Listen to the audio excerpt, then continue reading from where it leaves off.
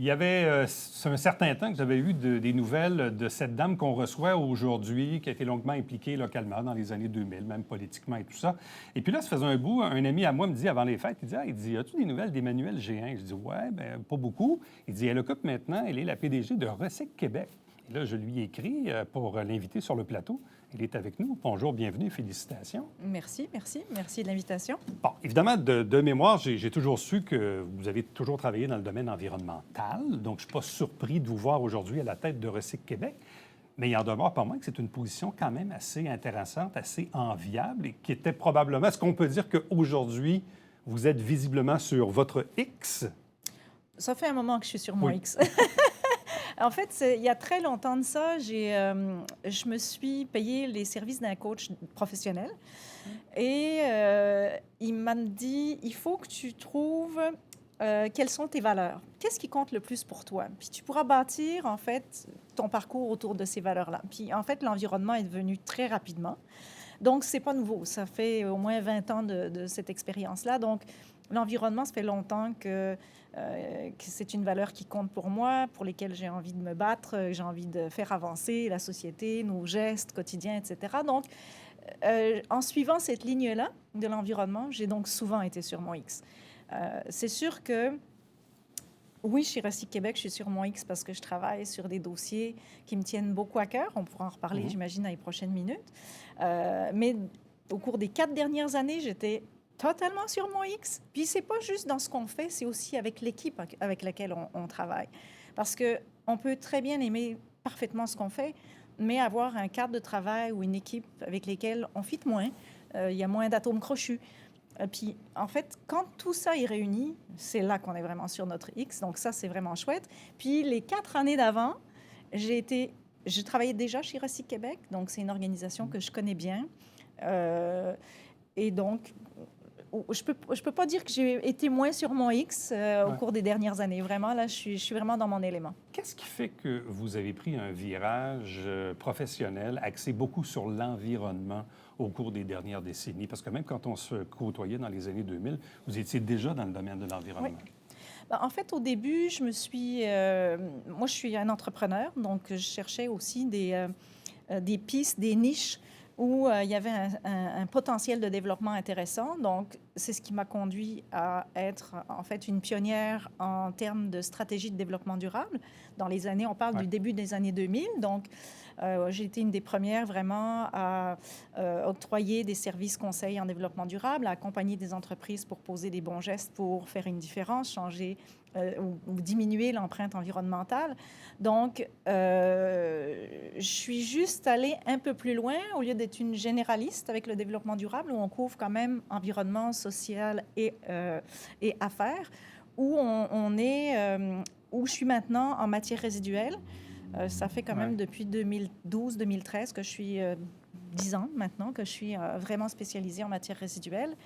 Donc, qu'est-ce qui m'a amené là? C'est des nouveaux défis, des connaissances particulières que j'avais envie d'approfondir. Puis souvent, quand on regarde ces personnes qui s'impliquent beaucoup dans l'environnement, bon, je prends l'exemple du ministre fédéral de l'Environnement, Stephen Guilbeault, qui était chez Greenpeace, qui ultimement, tente sa chance en politique actuellement pour changer les choses. Parce que vous-même, vous avez été longuement impliqué dans le social communautaire politique à une autre époque de votre vie.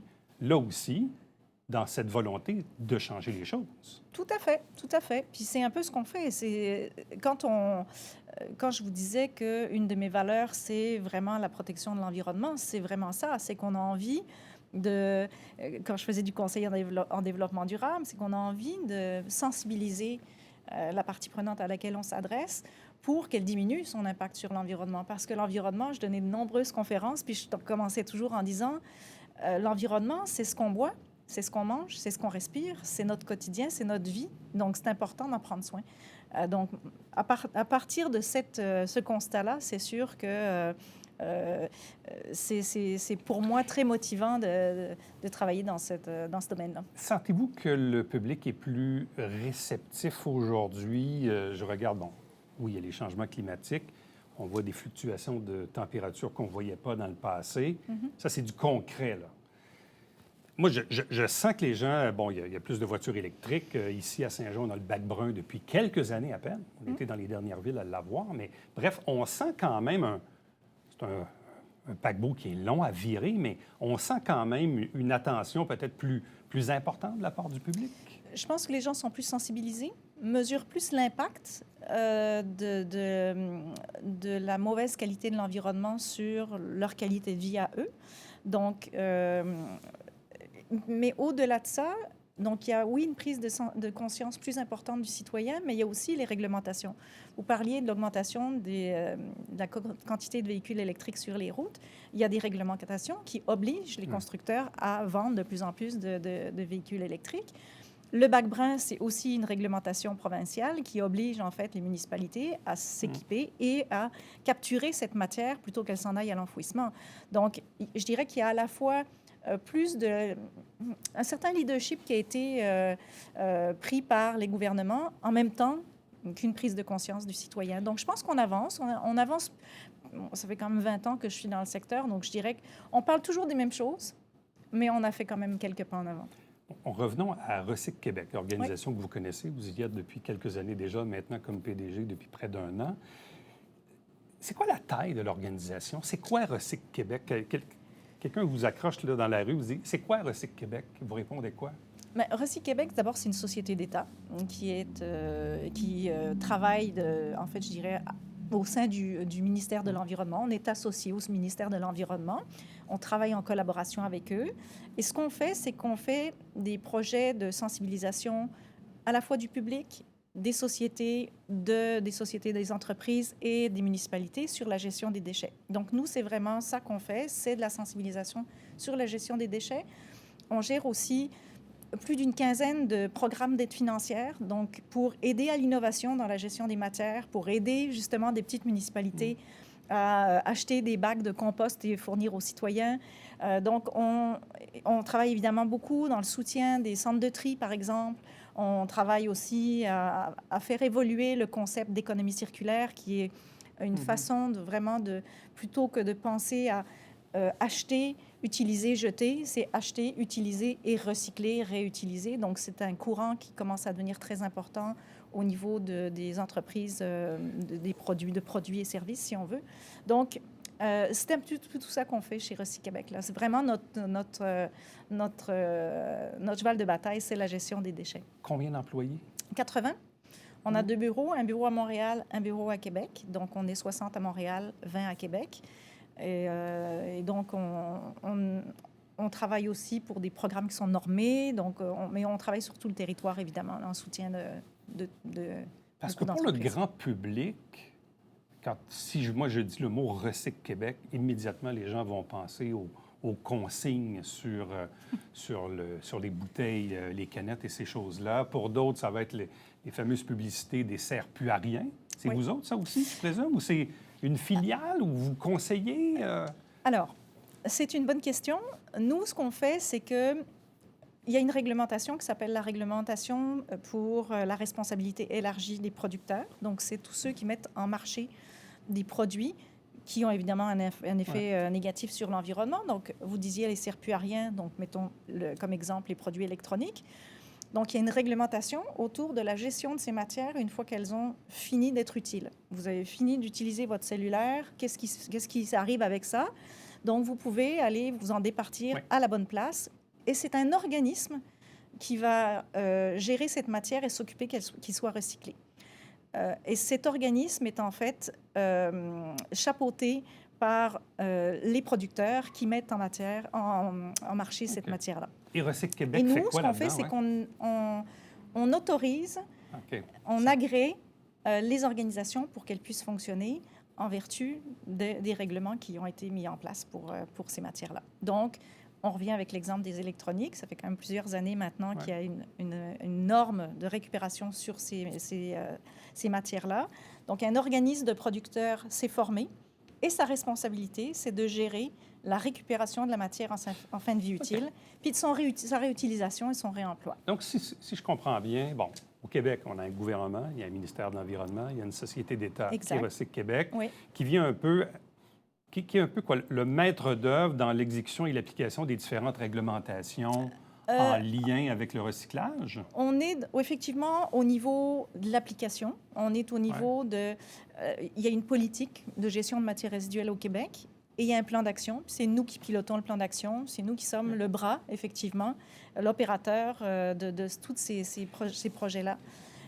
Est-ce que c'est la même logique quand vient le temps des fameuses consignes là, sur les bouteilles de verre et d'aluminium? Est-ce que là aussi, vous jouez un rôle d'entremetteur auprès de l'industrie pour qu'elle puisse récupérer ce qu'elle a récupéré et en disposer? C'est mon dossier préféré.